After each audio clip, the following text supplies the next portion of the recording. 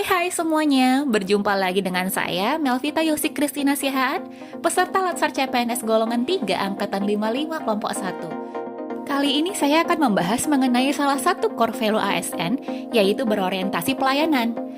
Berorientasi pelayanan di sini maknanya adalah bahwa setiap ASN harus berkomitmen memberikan pelayanan prima demi kepuasan masyarakat.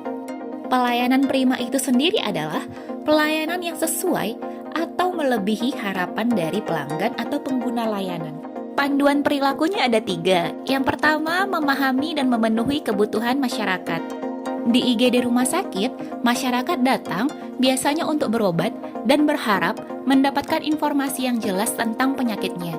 Jadi, yang bisa saya lakukan sebagai dokter IGD adalah dengan memeriksa pasien dengan baik, mulai dari anamnesa untuk menggali keluhan dan masalah yang berhubungan dengan penyakitnya, kemudian melakukan pemeriksaan fisik, dan apabila diperlukan, melakukan pemeriksaan penunjang, seperti pemeriksaan laboratorium atau ronsen. Setelah itu, barulah saya bisa menyimpulkan diagnosa dan diagnosa banding pasien, serta memberikan pengobatan yang sesuai untuk penyakitnya. Diagnosa dan terapi ini harus disampaikan ke pasien ya teman-teman.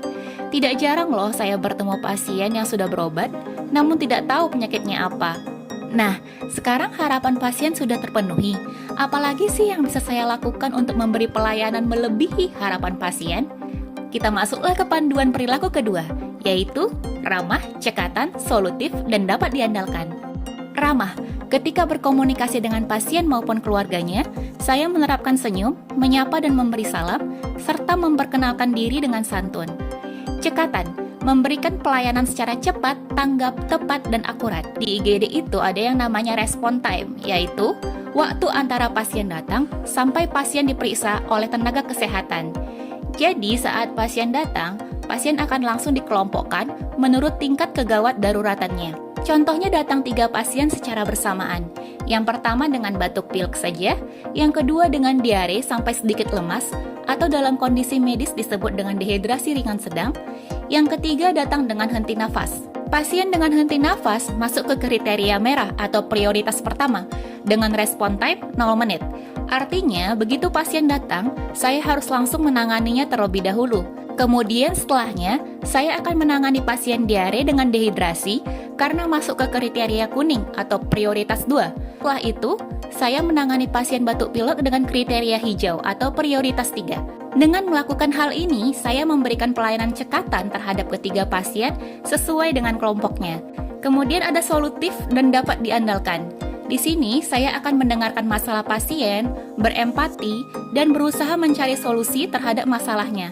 Contohnya ada pasien datang dengan MAH, namun MAH-nya ini disebabkan oleh telat makan karena belajar dan stres yang dihadapinya menjelang ujian sekolah. Saya akan mencoba memberikan saran-saran dan edukasi untuk tetap memperhatikan jam makan, belajar maksimal, namun sesuai kemampuan. Dan bukan hanya terhadap pasien, namun pada keluarga yang menemani pasien pun saya edukasi untuk memberikan support pada pasien, memberikan suasana nyaman untuk pasien belajar, dan mengingatkan jam makan pasien. Kemudian masuk ke panduan perilaku ketiga, yaitu melakukan perbaikan tiada henti. Saya selalu menerima saran dan kritikan yang membangun. Saya juga berusaha mengikuti seminar-seminar untuk meningkatkan pelayanan saya kepada pasien. Demikianlah pembahasan saya kali ini. Terima kasih telah menyaksikan podcast saya sampai selesai. Semoga bermanfaat ya teman-teman.